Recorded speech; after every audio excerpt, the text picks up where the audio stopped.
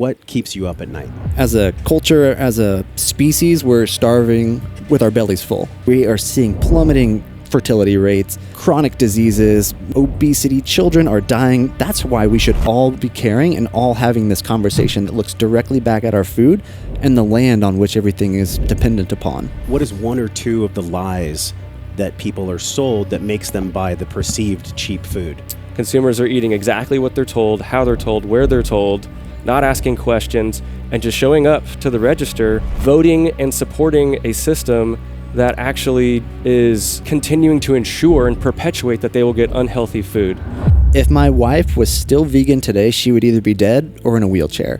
We changed our diet, right? We ditched this vegan diet and ate in an evolutionarily consistent manner. And within days, years of symptoms went away. We're going to do our part, which is fix that broken food system, but we need help.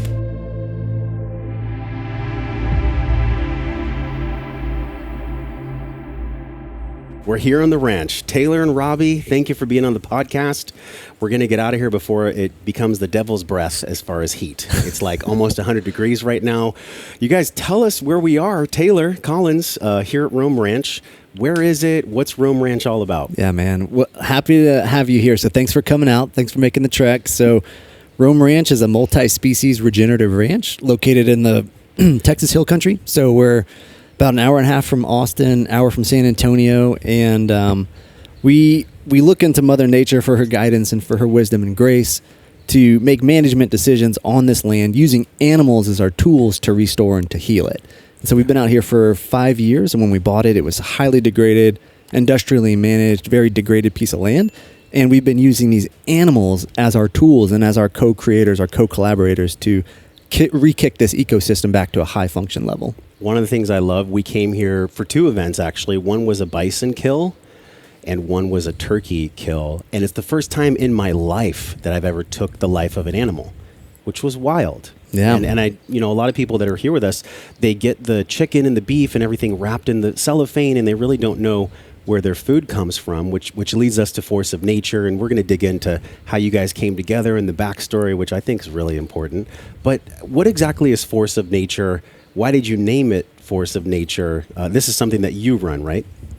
Yeah, well, and with Katie and Taylor, who are co-founders in Force of Nature, and I would argue on that comment you just made. The first time that you killed something, it's the first time you directly killed something. No doubt.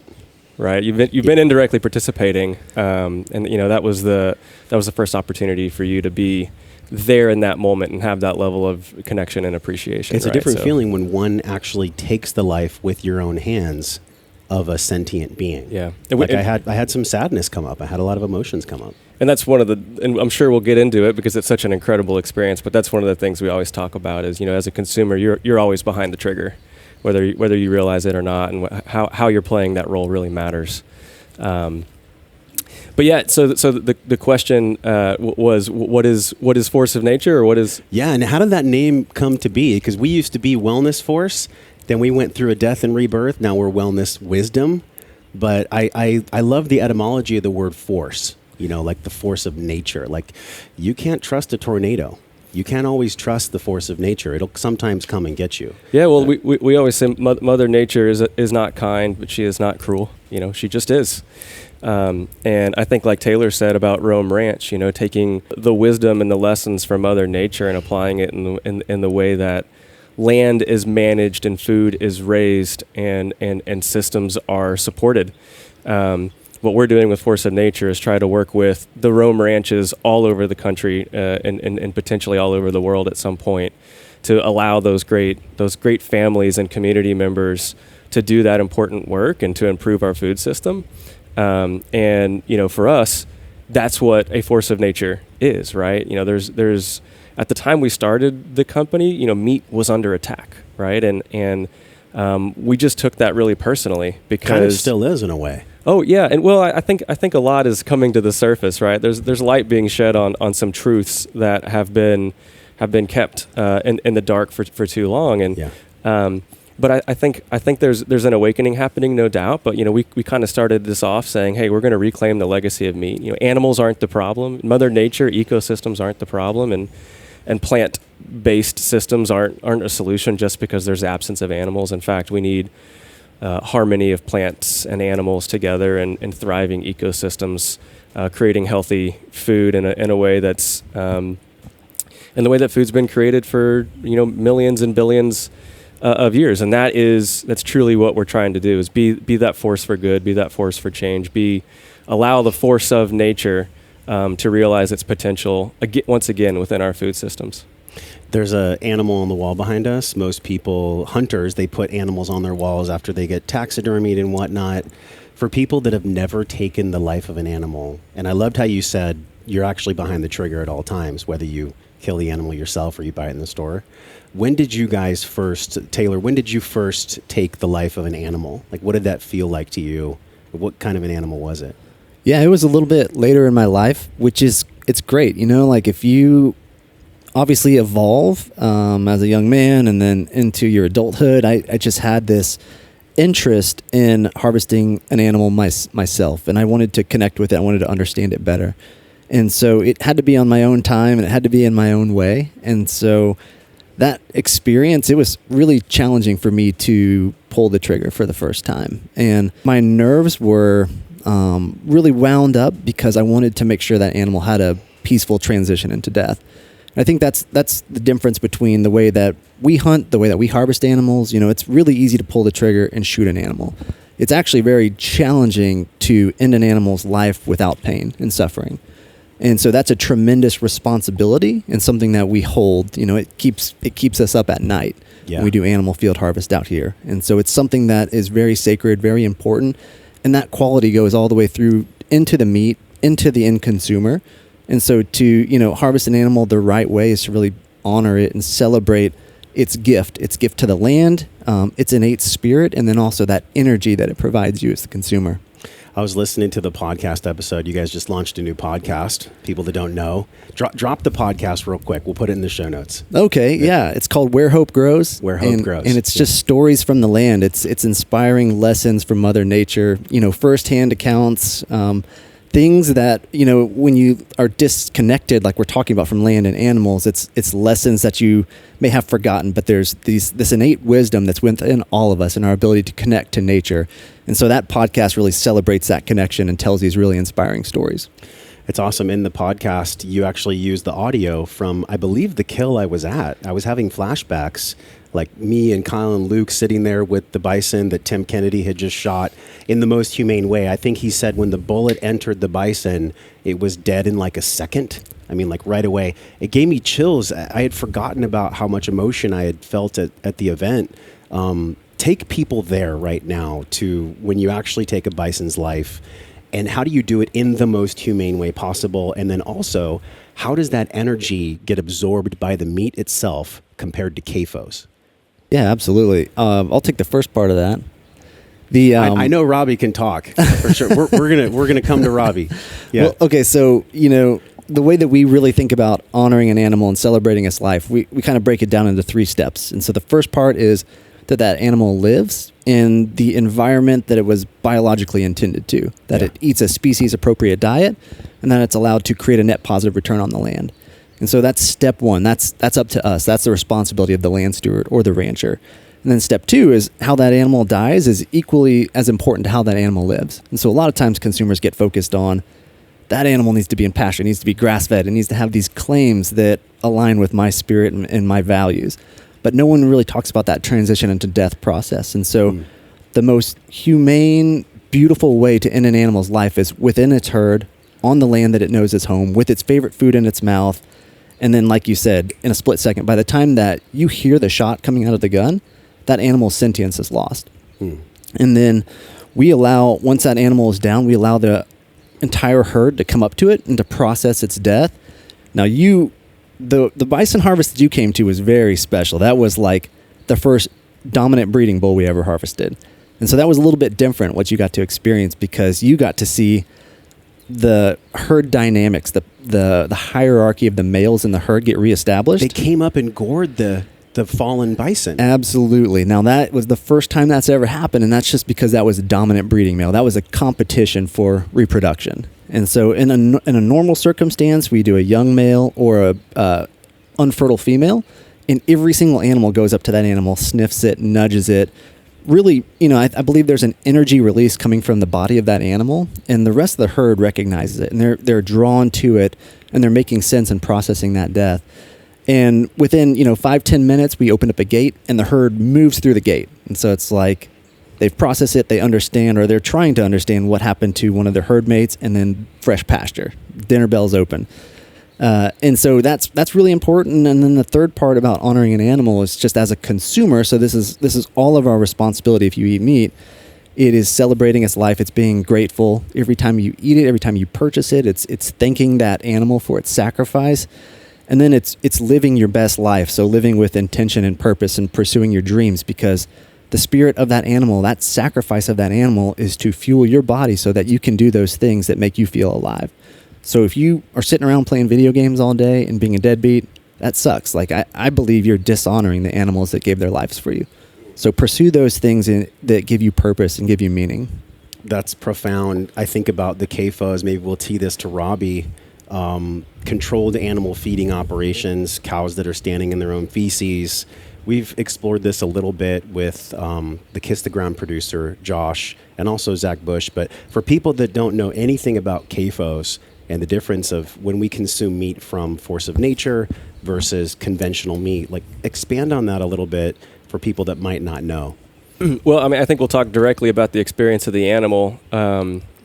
And I would say we could probably go in and further and dive into the experience of the farmer and the rancher and the community and then of course the land systems and so on. There's a lot to unpack. There's always all these stakeholders, yeah. right? But I think you're kind of more specifically asking about the animals themselves, and I think Taylor just painted a really beautiful picture about animals harmonizing with nature and the community. Them as the stewards of these lands, and you all as community members coming out, participating and being involved in that sense of connectedness and that spirituality that unites and weaves it all together. In a CAFO, or those confined operations, what you've done is you've turned nature and harmony into an industrial plant, a manufacturing facility. You've commodified life, right? And that's commodification is, putting price above all else at the expense of all else. And you treat, living sentient spiritual beings as cogs in a machine, and you try to figure out how can we create a super hyper efficient model of food production by controlling all of these variables. So synthetic artificial light, synthetic artificial contrived food systems, putting tens of thousands of animals into tiny confined spaces, whether it's thousands of head of beef or 50,000 chickens in a small barn. And all you're concerned with is what's the least amount that I can put in order to generate the most amount that I can get out, and the suffering of those animals matters none. And so you have, effectively replaced agriculture with agribusiness, right? You took any sense of community out of the equation and just replaced it with numbers and profits. There's a big piece of that too that I think relates to Earl Butz and what Nixon did, and how did that work out? The history of when agribusiness really kind of turned dark. It wasn't that way before the 60s. In the 1900s all the way up into the 50s, there was this regenerative. It was just normal. People just regenerated their land. They used animals. They used the crop rotation. When do you guys feel like that really took a turn for the dark? You kind of touched on it. I mean, there was the USDA literally took a position, in the mid 1900s. Basically, and they said point blank, get big or get out. Yeah. In 1900, I think 30% of the U.S. was involved in food production, or farmers. I mean, even go back to Jefferson, right? I mean, we're a nation of farmers. Yeah. And today that's low single digits, right? I mean, I think like two maybe 3% are in agriculture. We lose 5,000 to 10,000 farms a year. I always say that's not just some statistic on a page. That's people's legacies and their families and their generational wealth and their sense of purpose and self-worth. And that get big or get out got a lot of people out. And our food system has not only been failing us as consumers, but it's been failing those folks that are trying to do the hard and good work of feeding the population, oftentimes thanklessly. John Mackey wrote this book, the founder of Whole Foods here in Austin, and it was called Conscious Capitalism. And in some of the values he put in there, it was about stakeholders. Somebody that's actually part of the business. They're not just like trying to get as little input and max output as they can. It's not just a transactional relationship. How did that change for you? Because people don't know this, but you founded Epic, I believe, with some co-founders. I don't know if you were a part of that founding. I know you guys worked together at Epic for a long time. But you sold Epic to General Mills. And when you sold to General Mills, was there a compass that you had to make sure of morally when you made that sale to General Mills to make sure that they were going to use Epic provisions in the right way? Yeah, absolutely. Just for some context on that, when we started Epic, we never grew that company. We never started that company to sell it, right? Like a lot of these consumer packaged goods companies, like year one, they have this business plan with this exit, and it's just bullshit. We didn't care about that.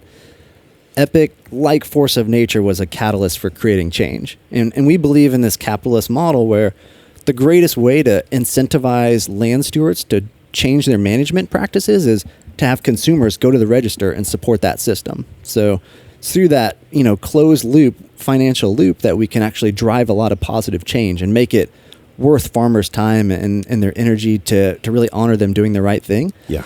And so, Epic, we grew that really authentically, and it was just fun, and we felt like we were, we had these legacy goals when we started, and we crushed those legacy goals. But these were goals where we, sat down, spent a lot of time, and we were like, when we die, we want these to be on like the tombstone of every one of our employees. And it was, convert 1 million acres of land into regenerative systems. Well, with force of nature, that number went to 1 billion now. Like we're really up in the bar, and we did that with Epic.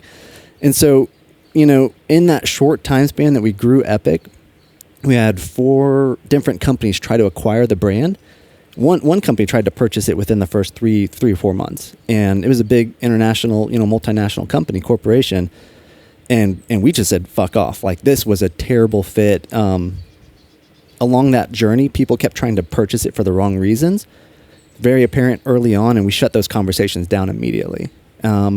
General Mills, that was the curveball. Like when they invited us to Minneapolis to meet with the executive team, we kind of thought it was a joke. I actually brought a GoPro camera into that meeting and just kind of like secretly held it up because I was like, shit, I want to just show this to my grandkids. This is going to be a joke. Were they all wearing suits and you guys were dressed like this, or did you go in suits? We were definitely chill.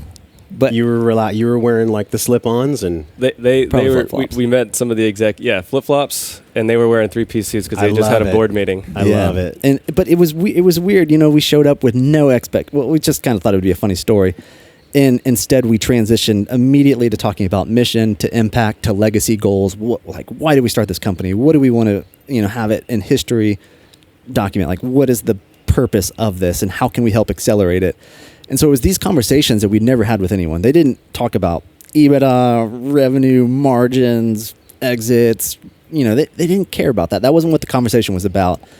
And so, even to some of our shareholders, investors, they didn't want us to sell the company. They said, no, we need to ride this out for another year, another 2 years, get it bigger, and then sell it for more.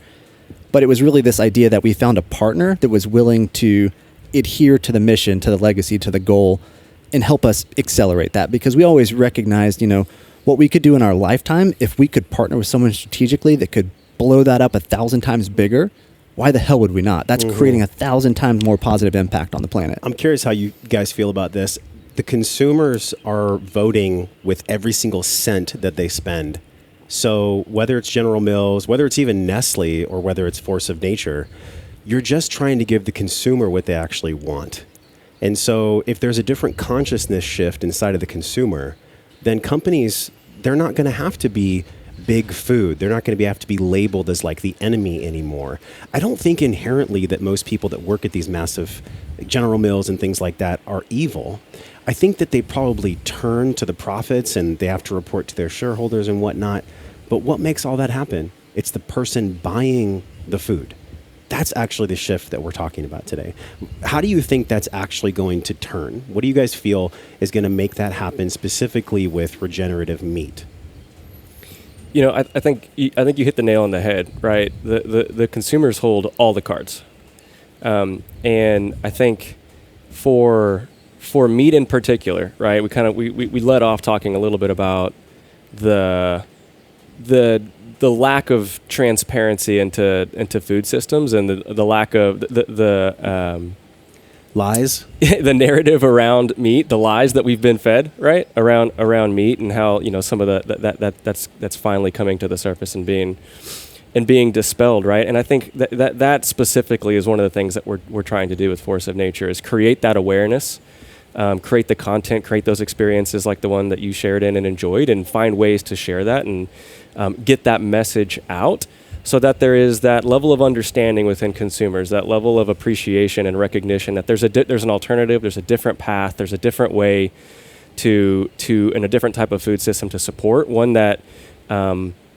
addresses so many issues in food that we can really get into, because there's dozens and dozens of these global crises. Yeah. That we can resolve and address by simply supporting a different system. So create awareness to that, and then create an option. And so for me, it's about giving consumers choice. Like, let them understand the truth, and then give them access to make a choice that's right for them. Because what's right for you or Taylor or me may be different, right? Or the other folks that are around, or anybody listening, they may have, once they have access to the fully transparent food system and a better, deeper understanding of what is going on behind the curtains, we may all choose different things, but that's our prerogative. We should have that choice. And what's been going on for far too long is that truth has been shielded, and that choice has been disallowed. And we've just been operating as consumptive machines. Consumers are eating exactly what they're told, how they're told, where they're told, not asking questions, and just showing up to the register, voting, and being complicit in a system that is completely counter to their own values and intentions. Voting and supporting a system that actually is continuing to ensure and perpetuate that they will get unhealthy food that has toxins in it, that's poisoning the land, that's contributing to a myriad of challenges, that's causing families to lose their way in their farms and their livelihoods, and ecosystems to decline and collapse, and animals to suffer. And so that's it, right? It's peeling back the curtains, creating that awareness, and giving choice. And I think with that reality, consumers will choose differently. And then back to your point, no large company, however large, is going to create a product a consumer won't buy. Yes. Right. And that's what we need to do, is we need to create an incentive for, at scale, large companies to create different offerings that align with the values of consumers. And consumers have that opportunity right now to take a stand and to force that outcome. It's happening now. 10 years ago, you would go into a grocery store, there'd be like barely any organic products at all. And even in the beginning of the paleo conferences, you said you're at the first one where there was like 8 booths. It was just coming online 7 years ago. This conversation about organic and regenerative farms, regenerative meat, it was not the conversation to be had. What do you think is shifting? I feel like this is the grassroots medium, podcasting, video, sharing stories that people can actually feel with their heart is what's going to shift their buying decisions. That's really the needle that we're all trying to move here. How do you think that Rome Ranch, Force of Nature together is shifting that? You have the podcast, we're doing this podcast. What are the ways that lights you guys on fire about telling the story so that people can have better empowered buying decisions? Yeah, I think since the Industrial Revolution, people have been disconnected from the sources of their food, and that's an intentional disconnection. They've outsourced the killing of their food. They've outsourced the harvesting of their food. But I do believe that this is within our genetics and within our DNA to not only be connected to the land and the animals on which we depend, but also to each other as a community, because that's how humans have evolved for millennia. And so it's within all of us, and it's about epigenetics. It's creating that environmental catalyst for something to switch within your body, and for you to recognize and crave a reconnection with that greater entity to which we all belong. Mm-hmm. And so I think for us, it's peeling the layers of the onion and creating this calling, this reconnection to wild places, to landscapes, to animals, to land, And, you know, in the meat industry, that's like the last thing the incumbent industrialized players want to do. The guys that own 99% of the industry. They don't want you to ask any questions. They don't want you to see any of their animals. They don't want you to see any of the land, any of the food plots that their crops are grown on. And so we're saying, no, fuck that. This is the opposite. We want you to see it. And so it's a little bit of a shock, but it's that shock and that opportunity for people to reconnect that's creating an awakening. There's really healing power in the truth. Like when we actually know what's happening, the honesty of how things are produced, then you can connect with the energy, because money's energy. You can connect with the energy that you're trading for the goods that you're receiving. And we're all dads. This is the first time I've ever done a podcast with dads, two dads at the same time. Absolutely. So all three of us are dads. And so I think about what I'm feeding my son. He's still actually just having milk right now. But how old are your kids? I have a 5-year-old and then a 1-year-old. 5 and 1, and you're 6 months. Yep. Okay, so when our kids are 10 and they're all playing out in the field together and they come in for snacks, I want to give them something that I feel connected to. I want to give them something that is conscious, that is real, that they can bite into, and the energy of whatever they're eating isn't tainted. It isn't poisoned by its own stress hormones. I want to go back to this conversation before we talk about the greater landscape, and that is Bill Gates buying the most farmland in all of America right now. He's the largest private farmland owner, which is, maybe you'll be able to go deep with us on that. But describe the shift that you guys feel as fathers compared to when you started Force of Nature and Epic. Does it mean even more to you now, what your kids eat and what you eat, or is it exactly the same? You go first. Okay, absolutely. It's more important. I mean, nothing has really changed with how I eat, but the way that I feed my children is the most important thing in my life. And then even bigger than that, the connection to how much I love that child and how much I want to protect them and give to them really is a greater calling for me to create larger scale change on landscapes. I want them to have clean water. I want them to have clean air. I want them to be toxic. I want them to be able to have children. So, it's like this whole idea, and you're talking about the stress hormones of the animals we're eating being absorbed, but no one's talking about the fertility issues. Most of the domesticated livestock species we eat, they're modified genetically to where they can't breed. And so we are passing on that energy to our children and to ourselves. Plants, they can't reproduce. That all the genetically modified seeds that are protected with IP, you can't take a seed from a genetically modified corn and plant it. It will not grow into another corn. You have to have the fertilizer that has technology in it for it to actually grow, which is so wild to me. We're turning farmlands and pastures into like electronic fields. Yeah, but we're seeing a lot of the same issues in our own gut biome and in our own fertility and our own health. Yeah. Everything's connected. We are from the land. We are from the soil. What's happening environmentally and ecologically is a direct reflection of what's happening to our species as humans. So as a father, I want to give my child an opportunity at a great life, to live without pain, to live with biodiversity, and clean water, clean air, simple things. It might cost a little bit more too before you go. It might cost a little bit more. But if we can today do our part in telling the story, and you guys are going to continue to tell the story about what happens when people aren't conscious, when people don't know what's really happening with traditional meat, that can emotionally shift people. And then, the $3 or $4 extra they might have to spend on meat or poultry, it really doesn't even matter anymore because they've attached their emotion to their decision. I think we can tackle that cost part. I might challenge you and say it doesn't actually cost more. Here we go. Well, you have the finance background, so you know. But pull out the spreadsheet. But on children and I totally agree with everything Taylor said, and I think for me part of it too is like it's not just about the food. The food matters, right? But it's about living an evolutionarily consistent life. Of course, eating the food that we're engineered to eat and that we evolved to eat, and in the settings and in the systems that we evolved to eat them and have them, right? But I think that we've also gone, and Taylor talked about it, people have lost touch with not just with our food, but lost touch with their environment. We are not city creatures. Yeah. We are not supposed to be indoors in front of computer screens, on social media, all of these things, right? We are supposed to be, we are animals. We are part of nature. There is not the human world and the natural world. There is just planet Earth, this superorganism that we are a part of. And physically, spiritually, emotionally, we are deeply connected to and ingrained, and everything that we are is that, and everything that is us. And I want to make sure that, you know, my daughter and my children are able to live that. You said truth heals, right?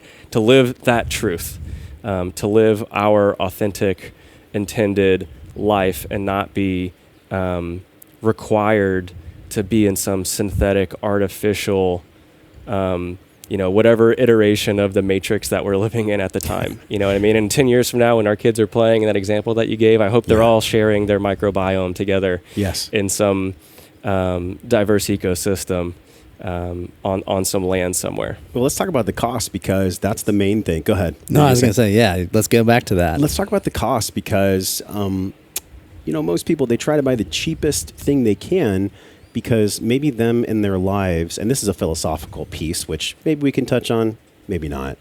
Most people, I don't think, are mission driven or purpose driven. They're literally just trying to make it. They might make $3-4 grand, $5 grand a month, and they're trying to support their family. So literally every little expense they have, including food, is something that they're very scarcity minded about. So they try to buy the cheapest possible thing.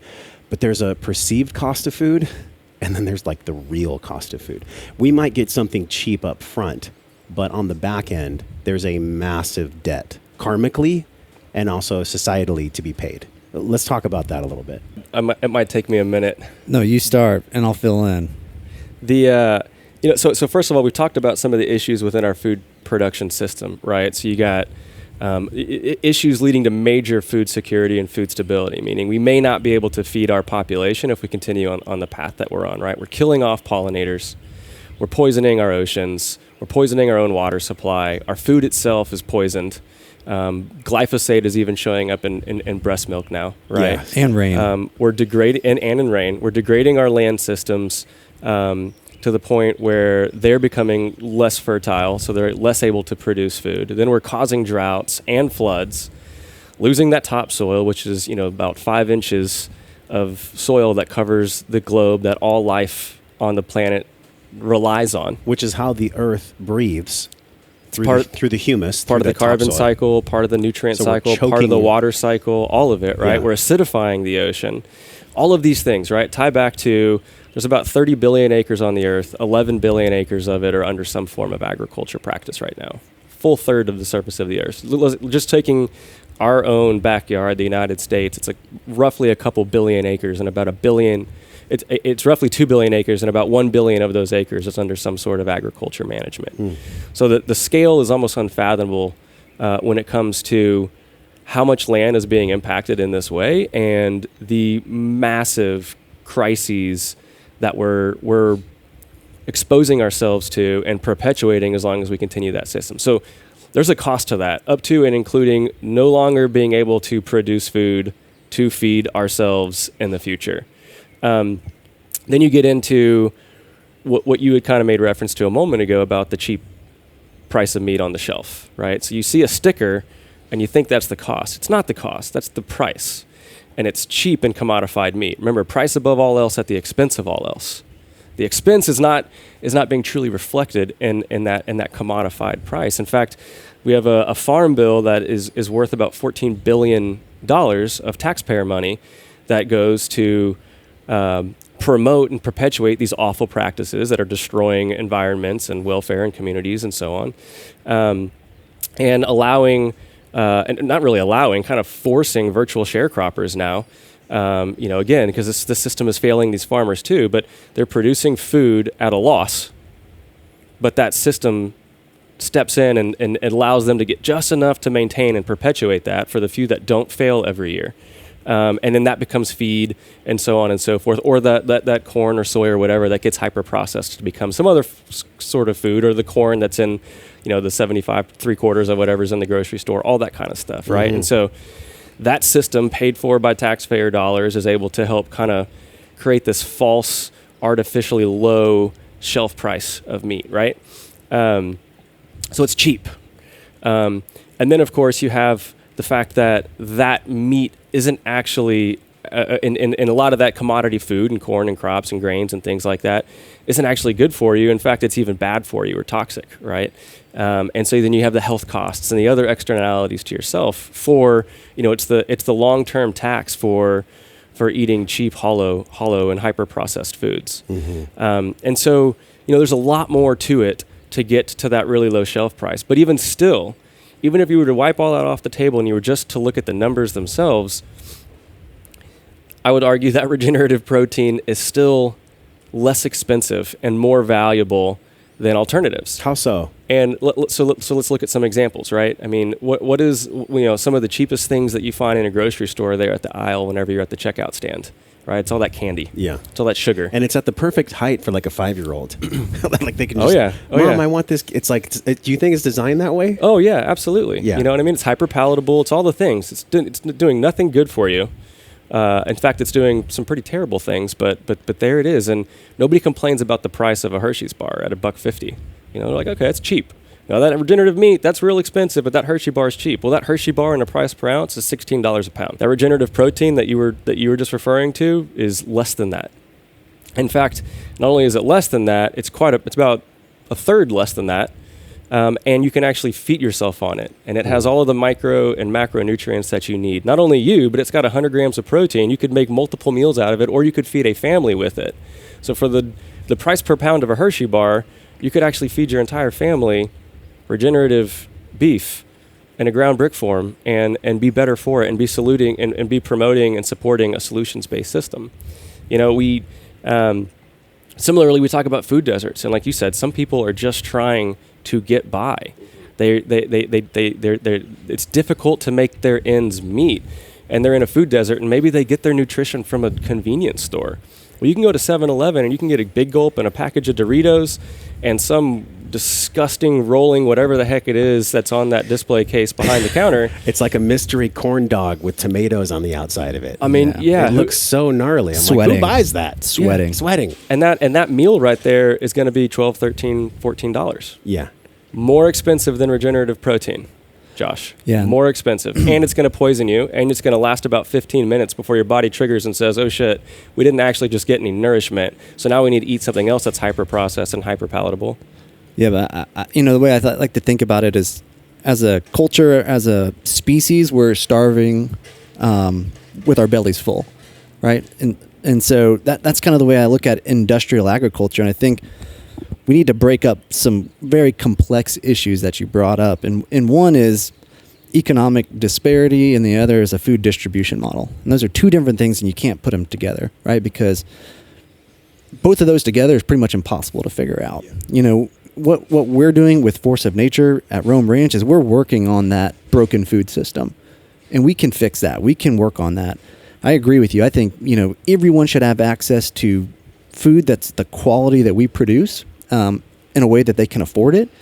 But I can't fix that broken system of economics, a global economic system. That's a more broken. philosophical, purpose-based, leader of a family type conversation. Yeah, absolutely. And there's a lot of things packed in there with wealth disparity, with accessibility to income, and that's too big for a meat company to fix. We're going to do our part, which is fix that broken food system, but we need help fixing the larger economic system. What's the biggest help you need? Shit.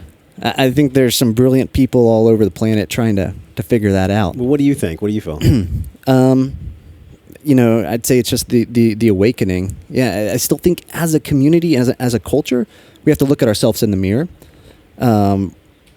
It's really how we choose to spend our money, right? And I have plenty of friends that are, low economic, maybe just average, medium household income, and it's their conscious decision to invest that money into food that's nourishing, right? And that's their lifestyle, that's their preference. And so I don't really believe that food that's good for you is elitist or classist or only for wealthy individuals. I think it comes down to each of us holding the responsibility of how we choose to spend our money. And when you recognize that, I have plenty of friends that are, make a lot of money, millionaire friends that shop at Walmart, right? They're like the cheapest people I freaking know, right? And it's not like they're purchasing and supporting this system. Or on the flip side, I have tons of friends that don't have a lot of money, but this is how they choose to spend it. Well, I know you're talking to the right people because we care. I mean, everyone that listens to the show, we actually care what we eat. Otherwise, the show wouldn't exist. We wouldn't have our other partners. And so I think about the way we turn the psychology of this. It's actually by talking about a little bit more of the dark of what's happening.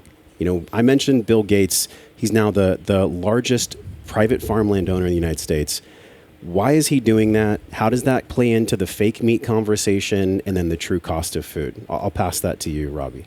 Yeah, and I think that it's like Taylor said too. Like we have been conditioned. Like I said, we are consumptive machines. We are doing exactly what they want us to do, and we have been. And when you say they, who do you mean by they? Big food.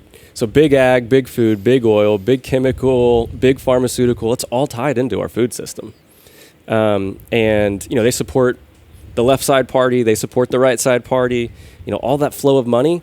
It's just saying, don't mess up this machine. And you look at what's going on in the communication forums, the social media and the internet. And as we're trying to start to censor conversations, it's, oh no, we can't keep everybody in the dark any longer. So how do we control what they're allowed to say and what they're allowed to promote and create an understanding That's of? right. But I think going back to what is the biggest thing we need? We need people, we need consumers to start to break out of that mold and become independent thinkers, and to stop allowing themselves to perpetuate the myths and the lies that they've been fed, and to wake up and look at it like I was explaining in that cost, some of those examples. A value meal at Chick-fil-A is more expensive than buying regenerative protein and whole vegetables and making a meal as a family that you share in and enjoy that experience together. What is one or two of the lies that you think are maybe the most biggest or the overarching lies that people are sold that makes them buy the perceived cheap food? Like, where does that come from? Is it something that their grandpa passed to their dad, which passes to them? Is it just a generational conversation, or is it more of like a media and an ad spend conversation? I think the idea that healthy protein is too expensive or can't be scaled are two of those lies. I think the idea that we need to make these compromises in our values to promote a chemical industrial agriculture model to feed a growing population. Yeah. Or have you heard this one? How are we going to feed the world? Right, exactly. If it's not for silos of canola and non-regenerative farming, how are we going to feed the world? Yeah. It's like, there's a different conversation that's the truth. The way to feed the world is with animals, first of all. And that kind of gets us back to your question, right? Is Bill Gates, plant-based agenda, that narrative. Yeah. Which is not conspiracy. I mean, we'll link in the show notes. There's a bookload of proof that this is actually happening. Yeah. When he and his wife divorced, that was when it was found out, because their assets were divided and they had to be reported. That's when people found out that the Gates owned the largest amount of private farmland in the entire United States.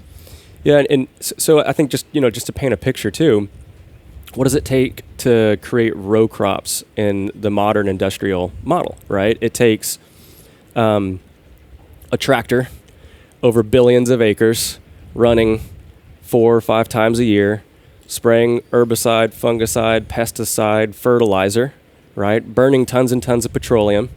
In our highly commodified animal agriculture industrial system, about 80% of the antibiotics used in the United States go into that system, because it takes a lot of antibiotics to sustain life in environments that aren't compatible with life, and so on. So when I talk about those big complexes, that's the money driving, follow this flow of funds factor and influence behind that food system. So if we want to keep perpetuating that food system, get some of the wealthiest people in the world and allow them to buy up land on the backs of failed families, failed American farmers, because our system has failed them, to create an incentive and an opportunity for somebody like Bill Gates to control the future of food. And food is going to be the currency of last resort when all shit hits the fan, right?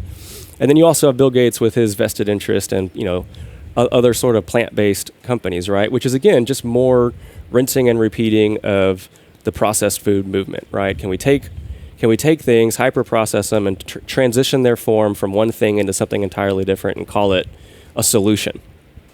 It's just perpetuating the status quo. Bill Gates spent, I think, more money than any private individual on media buy. And he actually has schools where he trains people to go into the media and to promote his agendas. And then, I don't know if you guys saw this, Kim Kardashian is like, I love this fake meat so much that I'm standing behind the company. People have to see the Joker behind the curtain here. They're paying her millions of dollars to advertise this fake meat to her audience, I almost guarantee you that she doesn't actually eat it herself, that this is purely just about finance. But there's an even more darker, sinister agenda. And this might make people feel a little bit uncomfortable, but I'm going to go for it. What's really happening is this is connected to the Economic Forum. It's connected to Klaus Schwab. It's connected to really population control. If you keep people stupid and sick and fat, well, then they're not going to be around too long and they won't perpetuate their species. What do you guys feel about that? They'll consume a lot, though. They'll definitely consume a lot. They'll feed the broken system and keep it running, but they're not providing healthy offspring for Mother Nature to help support. A weak population is easy to control. Absolutely. And we have a weak population because of the foods that we're eating and the land that we live on. I think it is interesting that Bill Gates purchased all this land under shell companies, right? And he was caught South Dakota recently. Like they're in arms about him buying this from a fake company. Yeah. So what is to be said about that? And if we sit back and I think that's the biggest lie right now that consumers are being fed. It's that meat is bad for the planet. The only way to feed a population is with plant-based industrial agriculture. That's it. Like, if you could recognize that both of those are backwards, and we could accept that as a community, as a country, as a nation, as a world, we'd be in a lot better place. How do we accept that? How do we do that? Shit. Reconnect. Mm-hmm. Yeah, reconnect with your land, because only 1% of Americans have ever been to a farm or ranch that they purchased their food from. And so there's this disconnection, like the worst image of animal industrial agriculture is the feedlot. And you've brought that up, and it has a very visceral reaction. We're all against that. That should be illegal. People that do that should be locked up. That's atrocious, and we all are against that.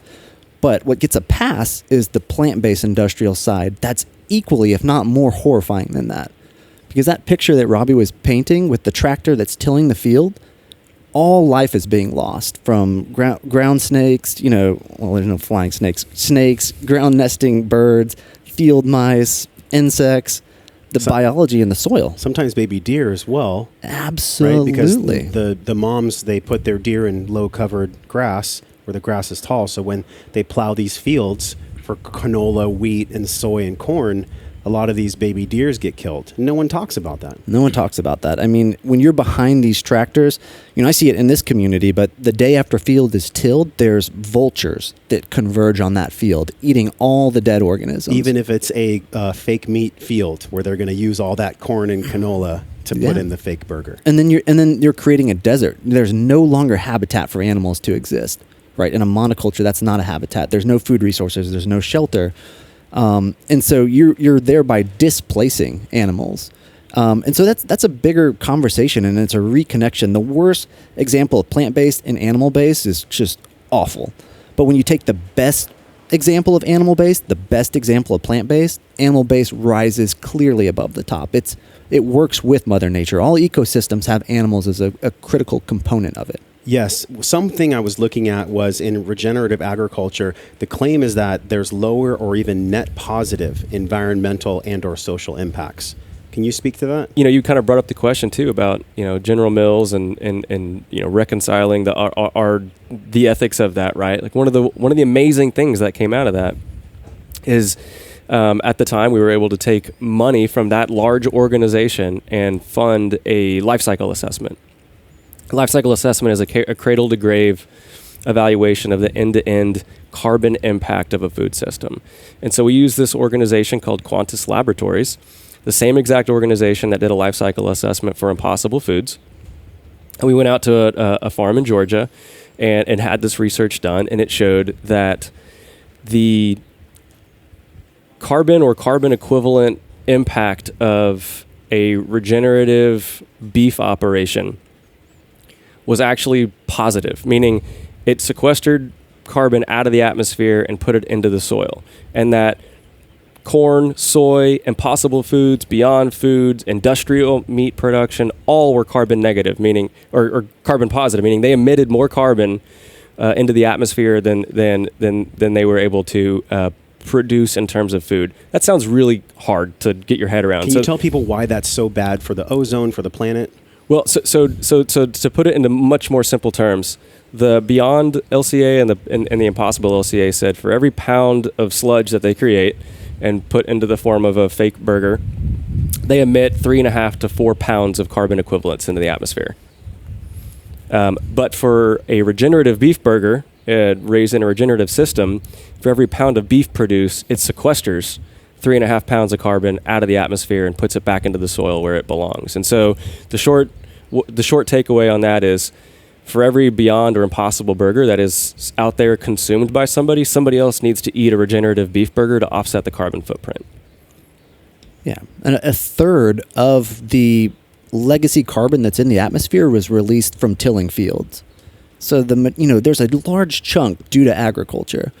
And, we think, like, what are we going to do? We have a misbalance of carbon. You're carbon, I'm carbon. We're carbon-based beings. Carbon is not the enemy. It's that we've broken the system, the cycle at which the carbon should be going through the soil. Healthy plants grab it, dump it into the soil through root exudates, and that feeds soil biology. And then that soil biology makes the plants healthier, grow stronger, more vital. And then the animals that eat that, whether it be you, me, or a bison, the nutrients are passed forward. And so we've broken that system. And so when we think about, well, what the hell are we going to do about it? Is the answer eating less meat?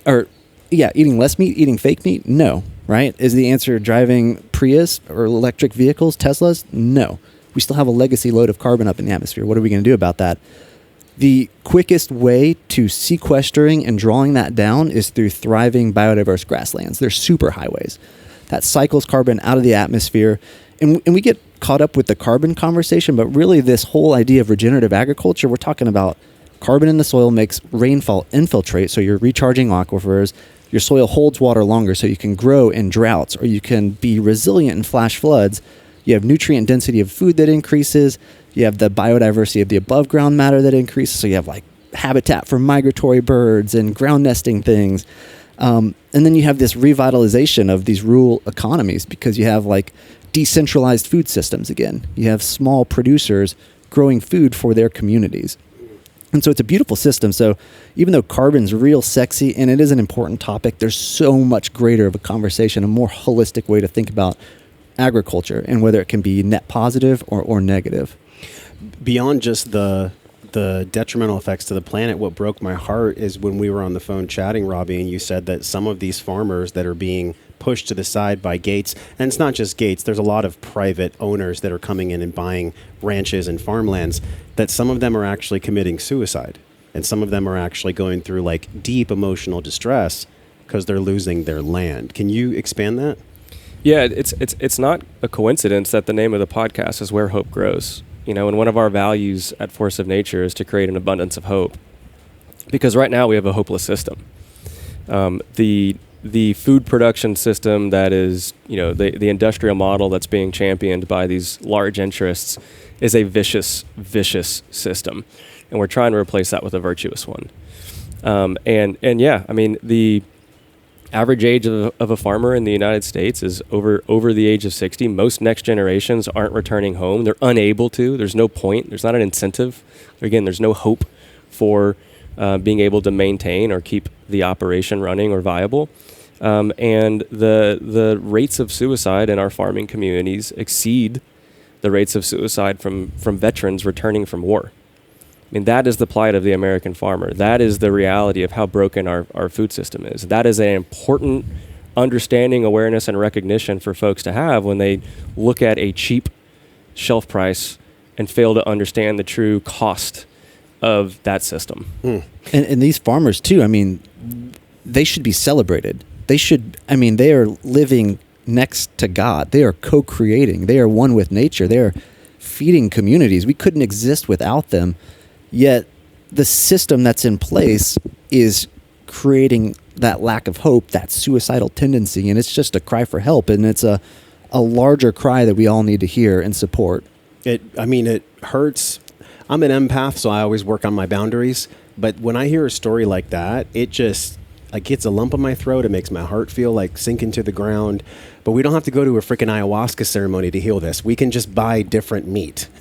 It doesn't have to be complicated, right? So if people are feeling the way I'm feeling, which is a bit of sadness, a bit of melancholy maybe about how farming and ranching used to be, we can reclaim it. like reclaiming the legacy of meat. I mean, that's one of your tags for the company. So practically, people can go to forceofnaturemeats.com. But what's the starting place? Yeah, we can buy different meat, but what's the conversation in homes across America that parents can start as to why they're going to tell their spouse why their food budget is increasing? I think that's just so unique to the individual context of the family. And we've been trying to figure out what is that one message that resonates with everyone. Yes. And it's like people care about different things, but the one that I keep coming back to that we should all care about, it's our own health and our own wellness. And when we purchase foods that are in opposition to our own health, we're going to pay the ultimate sacrifice for that. And we're already seeing that. Like the newest generation of children, we're millennials. No, what the fuck are we? How old are you? We're not millennials. I don't want to be associated I'm 42. with millennials. I'm 1980, so I'm 1 foot What are millennial. you? I'm 1980, so I'm like right there on the yeah, cusp. we're 1980s too. Okay. So Yeah. we'll maybe, okay, so whatever. So you got the millennials and you got Gen Z. Now you have Generation Alpha, which is like... Wait, hold on. Do you have a Twitch account? No, I don't even know what that is. Well, you might not be a millennial then if you don't have a Twitch account. Well, it's just crazy to me that this next generation is alpha, right? That's like leadership, strongest. Like think about the wolf pack. The alpha is the badass, but this is like, should be generation omega. And these generational shifts happen around food and nutrition and health and wellness and disease, right? That's how they're defined in entertainment and social aspects. And this generation, we'll just call them Gen Omega, like this is the ultimate cry for help, where we are seeing plummeting fertility rates, chronic diseases, metabolic syndrome, obesity. Children are dying. They're going to have shorter lifespans than their parents. And so that's the ultimate cry. That's why we should all be caring and all having this conversation that looks directly back at our food and the land on which everything is dependent upon. And you speak from personal experience. This is not some orator pie in the sky where you're saying, hey, we should eat regenerative meat because your sperm count is going down. Your wife had crazy knee issues. You were both vegan for years at one point before you even founded Epic and Force of Nature. Tell us about that, because this is something where you actually had real life experience with the detrimental effects of a vegan diet before you switched. Yeah, I mean, I could sum it up by saying if my wife was still vegan today, she would either be dead or in a wheelchair. And so, I mean, just think about that. I mean, that's the impact that food has on your body. And so, yeah, at the age of 18 years old, she had exploratory knee surgery. She was told she needed a knee replacement, total knee replacement. She was told she needed to be on arthritis medicine for the rest of her life. Well, what did we do? We changed our diet, right? We ditched this vegan diet and ate in an evolutionarily consistent manner, species appropriate. And within days, truly days, years of symptoms went away. And that's not a story that's unique to us. A lot of people share that same experience. Yeah. And I think it's fascinating. I've never heard the opposite. I've never heard someone saying, I was eating healthy, grass-fed, regenerative meats, and I felt like shit, and I was sick, and I had all these inflammation issues, and then I went vegan, and it went better. Never been recorded in human history. It's always this other story where we're eating plants typically doused in chemicals, grown in soil that's not fertile, that makes us sick. And so, that's our experience, and we never look back. There was one point I think I read where you guys were like, well, we actually need to do raw juices now. We have to like not just do veganism, but we got to go like the most hardcore veganism we possibly can. And then shit got worse. Yeah, we were, we had it backwards and we recognized that. And yeah, we thought we were not eating clean enough. So we just kept going vegetarian, vegan, raw food, vegan, kept getting worse. And so I think that's something to be said, recognizing that we're all, as human beings, we should evolve over our lives. We should learn, we should change our behaviors, and it's okay. A lot of people are very dogmatic. It's like a religion that they can't part with. Yeah. But I think some of the best decisions we've ever made in our lives were about pivoting and trying something different. What do you think, Robby, about, the camps that get formed where it's like the paleo camp, the carnivore camp, the vegan camp? It's this divide and conquer mentality where people emotionally and energetically attach to the ways of eating as a group rather than their own health. What do you make of that? I think all of the kind of the cliques and that tribalism,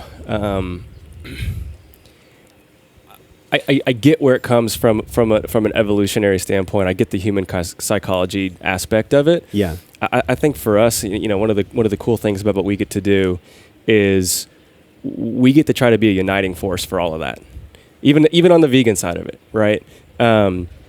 I think for basically however many decades in a row, the population has been about 2% vegan. It means as many people try veganism every year as drop out, right? And so, we always say we don't really do a ton of, we dispel vegan myths and lies, but we don't attack vegans because we consider every vegan a future former vegan waiting to happen. And we will be the meat of choice whenever they have their great awakening and look to start to heal themselves. And I think the same thing can be said for some of the other tribes, right? Like, how can we be there and be available for different folks who have different reasons for where they are in their journey and for finding us, and be that uniter at a time when I think that we need that, right? At the end of the day, 98% of consumers, or 98% of households, have meat in them, and 95% of consumers eat meat. And so I think for us, it's about how can we be available to as many of those as possible, and welcoming to as many of those as possible. Do you think y'all will ever come out with like a turkey stick or a beef stick, like beef on the go, turkey on the go? Been there, done that. Okay. Yeah. Why not? Because with Epic, you did it in small packages. Yeah, there's other portable kind of convenient food products that are easy to grab and go, and we've done that. We were part of that industry, and you're really driving change an ounce at a time. You buy a meat stick and it's not even an ounce, right? We want to drive large scale change. We want to sell pounds. We want to people to walk away with 16 ounces at least to vote for change. Okay. And so we can scale larger agricultural shifts at a global level whenever we can do that at higher volumes. That makes sense. Okay, double question for both of you. What brings up the most fear in your nervous system when you look at the landscape of the world right now when it comes to food? In other words, what keeps you up at night? You kind of mentioned some of the powers that be and some of these large international governing bodies, and I think I can see their reactionism to the shift in the human conscious, or the consumer consciousness, and the awakening that's taking place. I can see them being the fear manifesting and their efforts of doubling down. And my concern or my anxiety would be that works, and that certainly right now, as an example, where we're dealing with at an international level, inflation and all of these different factors and variables, and talks about recession and what happens in those sorts of times. People contract, they spend less, they get more scared. That level of uncertainty, causes them to maybe retract back into their shell a little bit. And my hope would be that folks adapt accordingly as is right for them, but don't compromise on your values, right? Don't allow those conditions, however caused or manifested, to be a reason that you would move backwards in your own healing journey and compromise values that are going to be critical to you in the future that you want to see. I really resonate with what you said. That's awesome. It's a big one. Like if I cheat and I feed my family crap, or even myself, or if I'm not doing my cold therapy or my breath work, if I'm not loving myself, there is a cost that eventually I have to pay. And so whether it's inflation, recession or not, that's a big one. So thank you for mentioning that. What about for you? It's similar, but it's a little different perspective. But I think what I fear the most is, waking up in the morning, and it's when you look at yourself in the mirror, because that's where all the change begins, right? Humans are, I don't believe that we're inherently a destructive force or a destructive species. I think we are from the land. We should be a part of the land, part of the ecosystem, but we've been separated from that. We've disconnected ourselves. And so I think we have tremendous potential as a species to work harmoniously with Mother Nature and to celebrate the wisdom and the evolutionary behaviors of symbiotic relationships and mutualistic relationships. So I think we can get there, but I think the biggest challenge, what scares me the most, is just the human mind, being able to break out of our current routine, our current system, and being able to reconnect at a greater level with nature. We talked about the yang, but what's the yin? So the solution is, yes, buying different meats and buying regenerative meat. But what else, as far as solutions, get you guys really stoked, really excited about the solutions that we're seeing to some of the problems that we've painted on this podcast? Man, I am excited right now. I think there's an exodus, a decentralization of cities. Feels like everything, education, food, all of it. Yeah, so that's great, man. Shake up the system. I think people are drifting towards smaller communities. And then I also think that the pandemic, I think that was a great thing. Like in nature, it's always the weak animals, the fat animals, the sick animals that get eaten by the predator. Right. And that's just how Mother Nature has co-evolved. And that's what's happening a little bit to our species. And it's okay. We're going to rise out of that with lessons that our health and our food and our landscapes are intimately connected to our own biological resilience. And so that should be a lesson and a celebration, a gift if we can listen to it. That might be a controversial answer to some people. They're like, "What do you mean, Taylor? It was good for us?" No, I'm sorry. Yeah, if people lost loved ones or had significant health issues, and I do feel for you, and I am sorry. But I do think that this is a lesson that we can learn from. Yeah, I agree. Robby, what do you feel? Can you repeat the question? Some solution that gets you excited about some of the really sinister, uncomfortable subjects we covered today. Beyond what you guys are doing collectively, bringing together all the regenerative ranches to sell meat and poultry, and you do sell poultry, right? Mm-hmm. Poultry and different animals. What else gets you excited? Like if something keeps you up at night, what makes you wake up in the morning with more zest?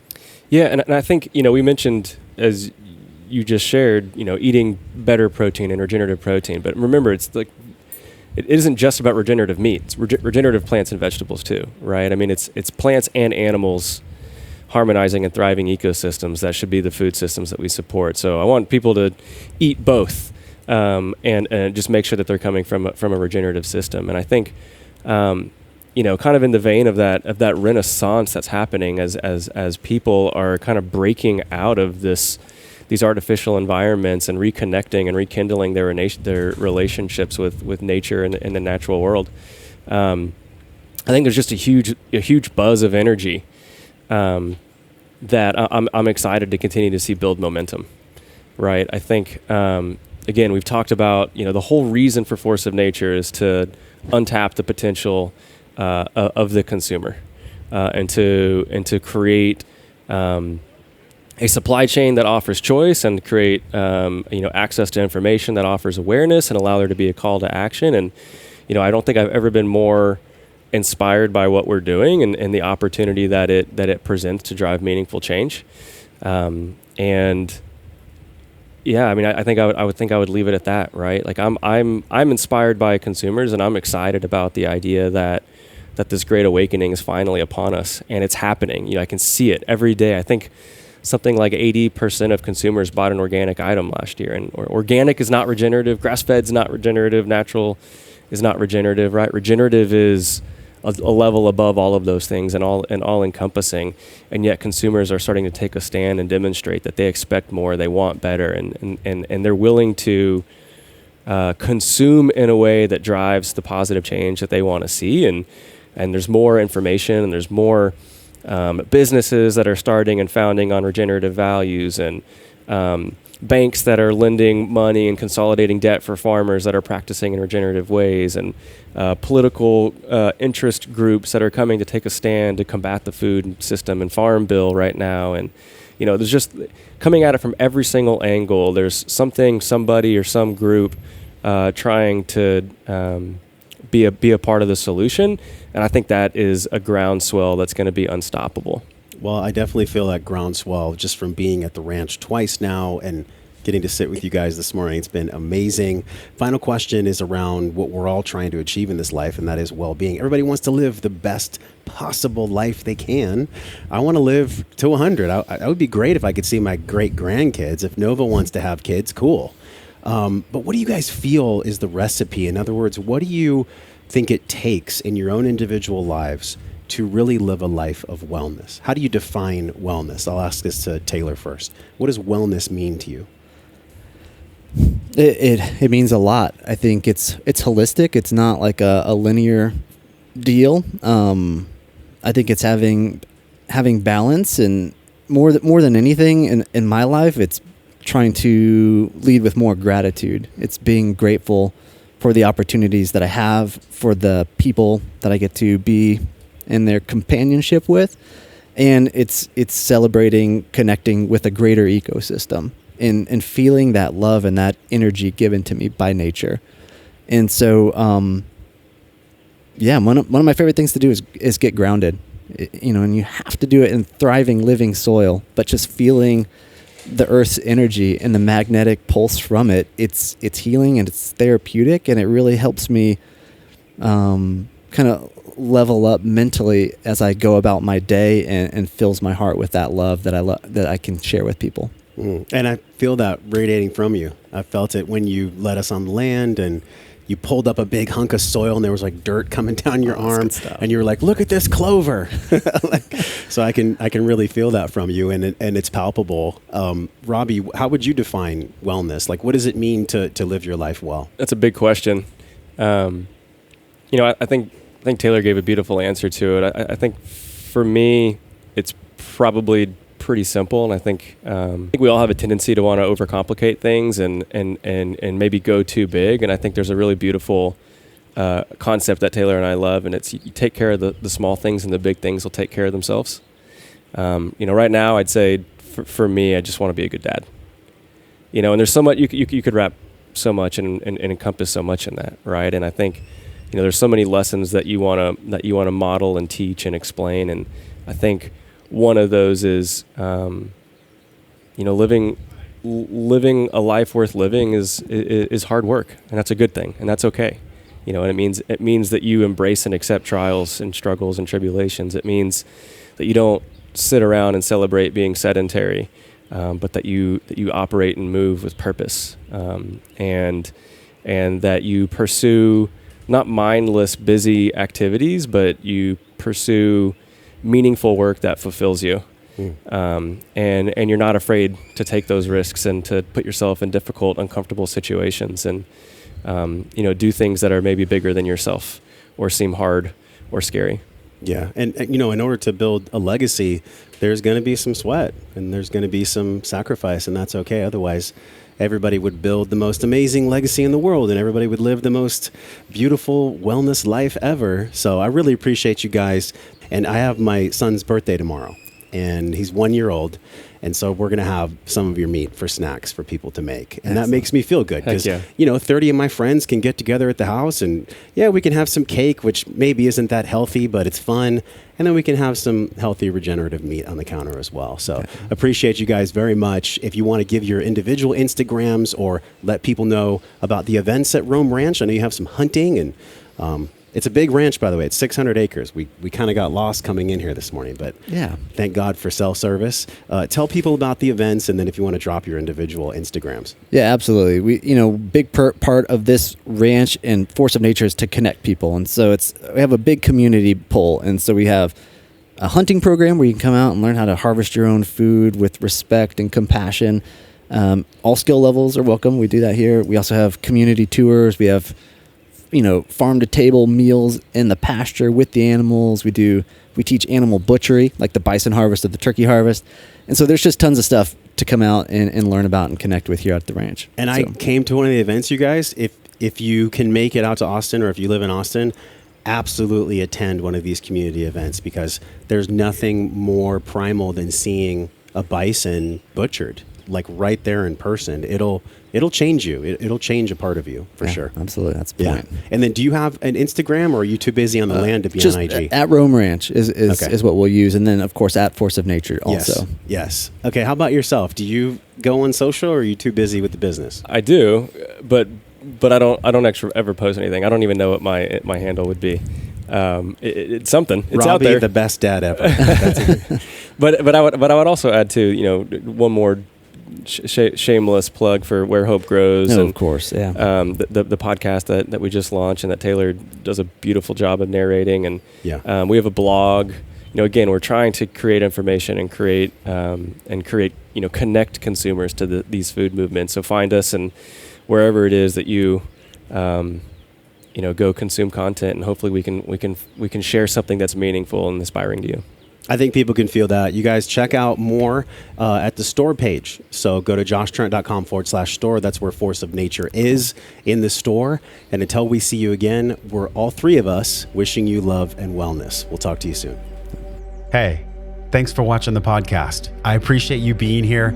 If you haven't done so already, click the subscribe button and the little notification bell so you never miss any of this free weekly content delivered from my heart with care right to yours. If you love this video, you'll love any of the videos on this page. Just click the one you want to watch next.